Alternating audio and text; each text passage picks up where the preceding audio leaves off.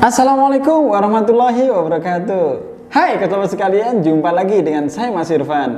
Pada kesempatan yang penuh kebahagiaan kali ini, saya ingin mengingatkan pada diri saya, keluarga, teman-teman, dan sahabat sekalian agar senantiasa produktif. Meningkatkan produktivitas itu sangat mudah sekali.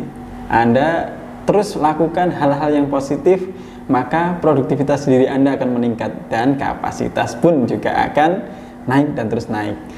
Baik, pada kesempatan ini saya ingin menjawab salah satu pertanyaan dari follower saya, tetapi dia nggak mau disebutin namanya, anonim.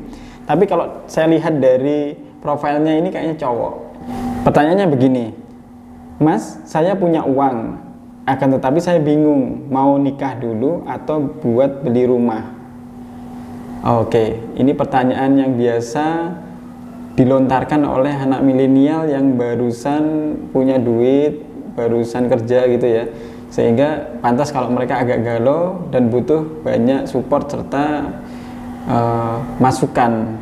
Oke, saya coba bismillah kita jawab bersama-sama.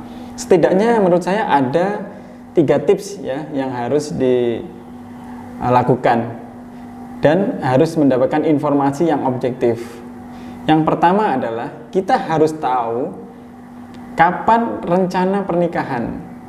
Jadi kalau tanya tadi nikah dulu atau beli rumah dulu, ya kita harus tahu nikahnya kapan. Kalau beli rumah kan kapan-kapan bisa, tapi kalau menikah ini kan harus dirembuk dulu ya. Jadi nikahnya kapan? Kalau jangka pendek nikahnya kurang dari 1 tahun, sebaiknya ya ente nikah dulu lah ya. Tapi kalau nikahnya agak lama, misalkan 5 tahun, 10 tahun lagi begitu, ya saya rasa investasi untuk beli rumah harus didulukan, karena tidak ada salahnya kalau kita menginvestasikan dalam bentuk properti. Saya jamin investasi tersebut pasti naik dari tahun ke waktu gitu ya.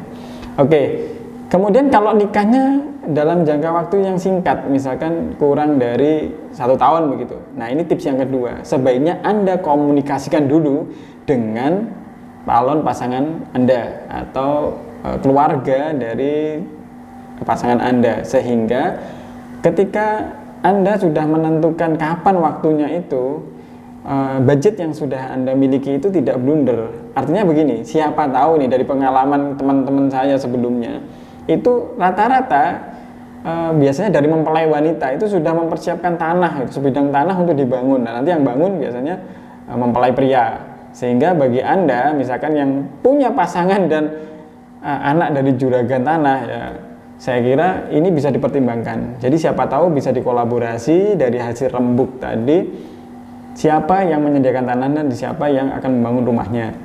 Saya kira tips yang kedua ini sangat penting juga, jadi komunikasi dua keluarga. Nah, tips yang ketiga adalah segera eksekusi. Jadi ketika saya mengatakan tips yang pertama dan kedua itu tidak akan bermanfaat jika Anda mengolor-ngolor eksekusinya. Atau jangan-jangan malah Anda sudah punya banyak calon, misalkan bilang, Mas ini saya sudah punya uang nih, mau nikah dulu atau beli rumah dulu, ternyata calonnya banyak. Nah ini juga repot nanti. Jadi case ini hanya berlaku ketika Anda sudah punya calon satu atau calon tunggal dan itu sudah fix gitu ya. Terus yang kedua adalah segera eksekusi untuk komunikasi. Semakin Anda cepat untuk mengkomunikasikan ini, maka saya doakan keberuntungan-keberuntungan segera menghampiri Anda. Akan tetapi jika Anda abai atau justru memperlambat proses komunikasi ini, maka saya kira nanti akan banyak masalah-masalah dan menambah kegalauan Anda karena budget sudah di depan mata. Nah, itu tadi adalah beberapa tips sederhana yang bisa saya berikan. Jika Anda, para coach lover sekalian, bisa memberikan tips atau berbagi pengalaman pribadi, silakan tulis di kolom komentar. Siapa tahu komentar terbaik Anda akan kita berikan apresiasi dan reward. Sekian dari saya Mas Irfan. Jangan lupa untuk like, subscribe, serta follow Instagram saya di bukancoach.id untuk bisa mendapatkan informasi dan manfaat lebih banyak lagi. Sampai jumpa dan wassalamualaikum warahmatullahi wabarakatuh.